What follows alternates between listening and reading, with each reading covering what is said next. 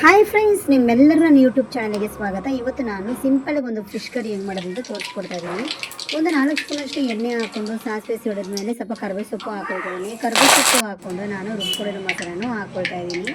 ನಾನು ಮಸಾಲೆಗೆ ಏನು ಹಾಕ್ಕೊಂಡು ಅಂತ ನಾನು ನಿಮ್ಗೆ ಹೇಳ್ತೀನಿ.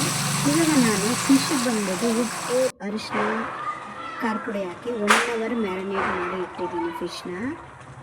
ಈಗ ನಾನು ಮೊಸರನ್ನ ಒಂದು 5 ನಿಮಿಷ ಚೆನ್ನಾಗಿ ಫ್ರೈ ಮಾಡ್ಕೊಂಡಿದ್ದೀನಿ. ಇದು ಫ್ರೈ ಮಾಡ್ಕೊಂಡ್ಮೇಲೆ ನಮಗೆ ಸಾರಿಗೆ ಎಷ್ಟು ಬೇಕೋ ಅಷ್ಟು ಅಳತೆಗೆ ನಾವು ನೀರು ಹಾಕ್ಕೊಳ್ಳೋಣ. ನೀರು ಹಾಕ್ಕೊಂಡು ಚೆನ್ನಾಗಿ ಕುದಿ ಬಂದ ಮೇಲೆ ನಾನು ಫಿಶ್ನ ಹಾಕ್ಕೊಳ್ತಾ ಇದ್ದೀನಿ. ಈಗ ನಾನು ಮಸಾಲೆ ಏನೇನು ಹಾಕಿದೆ ಅಂತ ನಿಮ್ಗೆ ಹೇಳ್ತಾ ಇದ್ದೀನಿ ನೋಡಿ. 3 ಟೊಮೊಟೊ ಹಾಕ್ಕೊಂಡಿದ್ದೀನಿ, 2 ಈರುಳ್ಳಿ, 1 ಫುಲ್ಲು ಬೆಳ್ಳುಳ್ಳಿ ಹಾಕ್ಕೊಂಡಿದ್ದೀನಿ, 1 ನಿಂಬೆಹಣ್ಣು ಗಾತ್ರದಷ್ಟು ಹುಣಸೆನ ಹಾಕ್ಕೊಂಡಿದ್ದೀನಿ, 1/4 ಚಿಪ್ಪಷ್ಟು ತೆಂಗಿನಕಾಯಿ, 2 ಸ್ಪೂನಷ್ಟು ಸಾಂಬಾರು ಪುಡಿ, 1 ಸ್ಪೂನು ಖಾರ ಪುಡಿ, 1/4 ಸ್ಪೂನಷ್ಟು ಅರಿಶಿನ ಹಾಕ್ಕೊಂಡು ಚೆನ್ನಾಗಿ ಪೇಸ್ಟ್ ಮಾಡಿಕೊಂಡು ರುಬ್ಕೊಂಡು ಹಾಕ್ಕೊಂಡಿರೋ ಮಸಾಲ ಹಾಕ್ಕೊಂಡಿದ್ದೀನಿ. ಅದು ಫ್ರೆಶ್ ಸಾಂಬಾರಿಗೆ ನಿಜವಾಗ್ಲೂ ಟೇಸ್ಟ್ ಅಷ್ಟು ಚೆನ್ನಾಗಿ ಬಂದಿತ್ತು. ಫಿಶ್ ನಾನು 1 ಅವರ್ ಮ್ಯಾರಿನೇಟ್ ಮಾಡಿ ಇಟ್ಟಿರೋದ್ರಿಂದ ಉಪ್ಪು ಖಾರ ಎಲ್ಲ ಚೆನ್ನಾಗಿ ಹಿಡಿದಿದೆ ಫಿಶ್ಗೆ. ಒಂದು 10 ನಿಮಿಷ 15 ನಿಮಿಷ ನಾವು ಫಿಶ್ನ ಚೆನ್ನಾಗಿ ಕುದಿಸ್ಕೊಳ್ಳೋಣ. ಇನ್ನೂ ಸ್ವಲ್ಪ ನಮಗೆ ಉಪ್ಪು ಖಾರ ಬೇಕಂದ್ರೂ ನಾವು ಆ್ಯಡ್ ಮಾಡ್ಕೊಬೋದು.